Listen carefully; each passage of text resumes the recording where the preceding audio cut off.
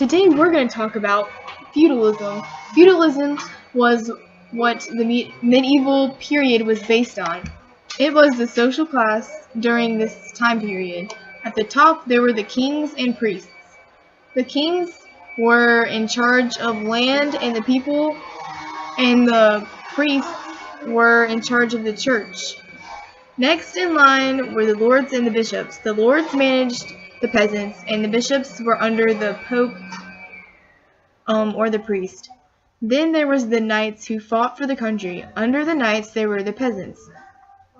Under the peasants there were serfs and slaves.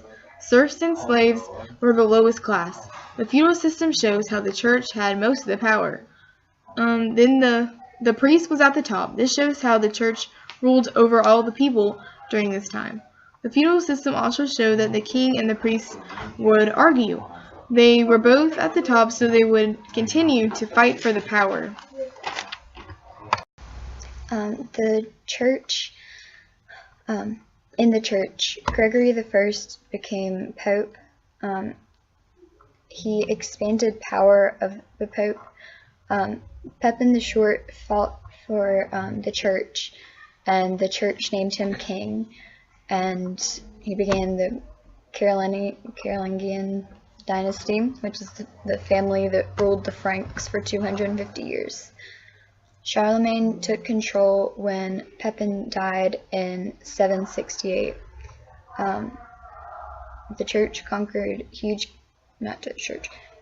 Charlemagne conquered huge kingdoms. He fought Muslims, spread Christianity. He was named the emperor by Pope Leo III, where he joined Germanic power, Roman heritage, and the church. He opened schools and monasteries. When he died, the kingdom was split and it had no strong rules to feudalism. I think that makes sense. The king gave away land in order for someone to be faithful to them, which were called fiefs. The church was able to grow in power as lords fight one another for land and control.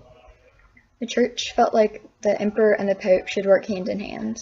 The church had its own social classes kind of thing. It was the pope, and then the bishops, and then the priest, and then the clergy. The church authority was religious and political. The canon law was the law of the church. All medieval Christians had to obey, even the kings. If it wasn't obeyed, then there were two punishments. There was excommunication, which means they're denied salvation, or there was interdict, which is that the sacraments couldn't be performed and the people would be doomed to hell. That's it.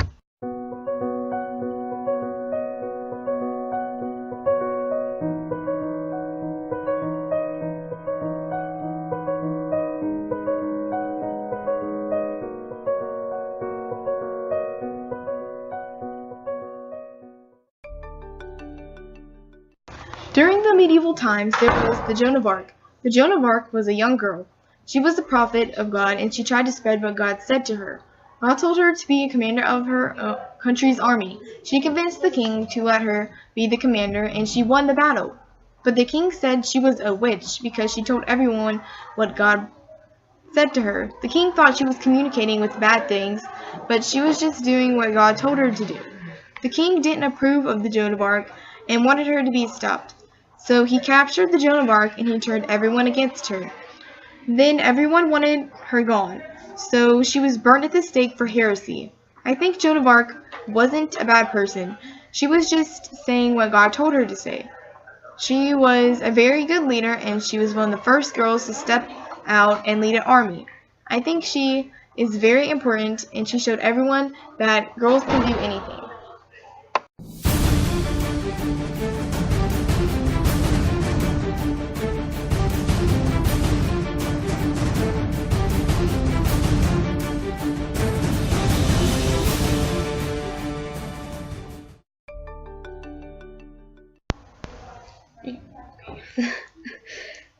The Crusades were fought because the Byzantine Emperor Comnenus asked for help against Muslim Turks.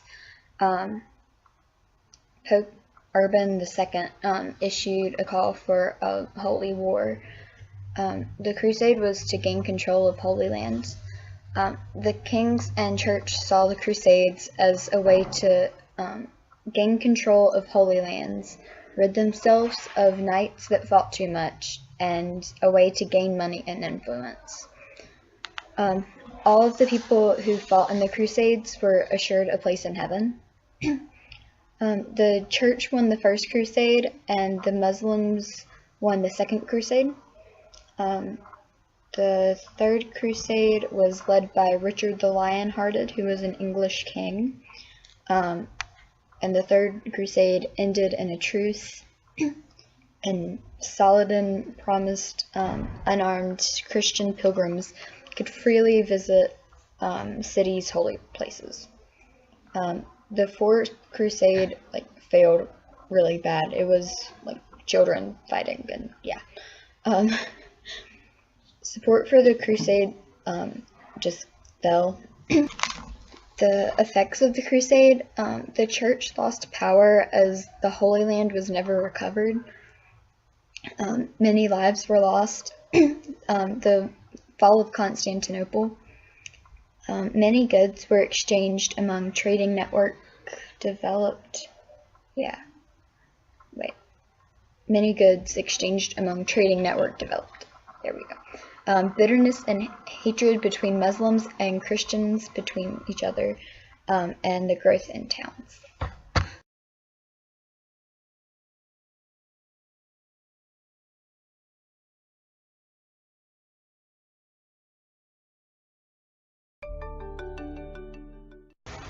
The 100 Years' War was a war, and Pope Boniface the Sixth and Philip Pope Boniface the Seventh and Philip the Sixth argued. Philip throws the Pope in prison and dies soon after. In 1305, a new French Pope is chosen, and he moves to Avignon in France. There were two popes chosen. There was one in Rome and one in France. And then the Great Schism was both of the popes called each other false, they were both wrong. In 1417, the Council of Constance chose Martin V as Pope. Peasants hold king and pope up they were holding on to each other. The 100 Years' War was fought between England and France, and it was actually 116 years. The English King Edward III claimed the French throne. And the Joan of Arc was a French peasant girl who led France to victory. And Charles VII was crowned king, and then Joan was captured by England and burned at stake for being a witch. And then France and England changed. There was a rise in nationalist feelings. King becomes national leader. Power and prestige of French monarchies increases. Religious devotion and code of chivalry continues, and England begins time of turmoil and fighting amongst each other, and that was the War of Roses. Medieval art was religious. Icons or religious paintings were largely inspired by Byzantine styles, even in Catholic Europe. The greatest achievement of medieval architecture was the cathedral. The medieval Europeans were great builders of castles, although many were modeled on Byzantine and Middle Eastern designs.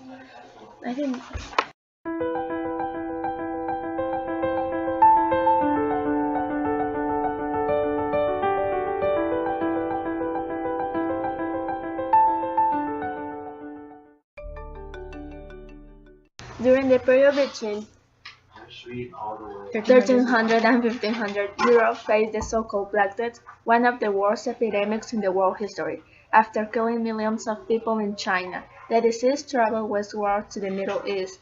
It reached Europe in 1347 on a ship landing in Sicily. In 1347 and 1348, the plague ravaged southern Europe. By 1349 and 1350, it spread to Central Europe and the British Isles. The disease, decline, and rapid spread caused tremendous panic throughout Europe. The plague killed 25 to 30 million people, one-third of the population of Europe in that time. Many believe this was the end of the world.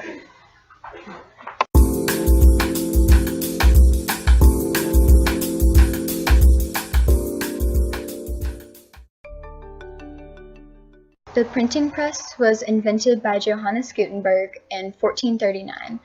It has been widely considered the most important invention of the modern era because it profoundly impacted the transmission of knowledge. It initiated nothing less than a revolution in print technology. It allowed manuscripts to be mass-produced at relatively affordable costs. The 42-line Gutenberg Bible, printed around 1455, was Gutenberg's most well-known printed item. It is considered to be the first modern printed book.